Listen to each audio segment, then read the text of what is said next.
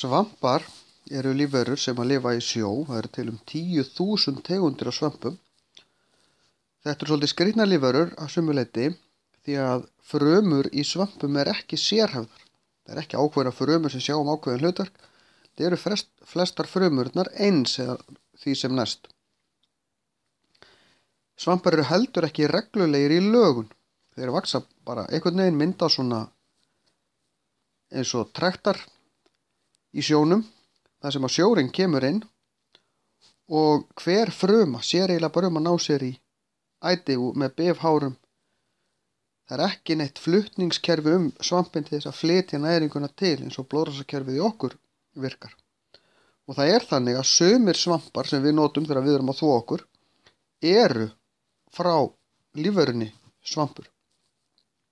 Flestir svampar sem við notum á baðherbergjunum hjá okkur eða þurfum að þvo bíla eða eitthvað eru bara úr plasti og eru búnir til. En það eru til svona lífrænir svampar.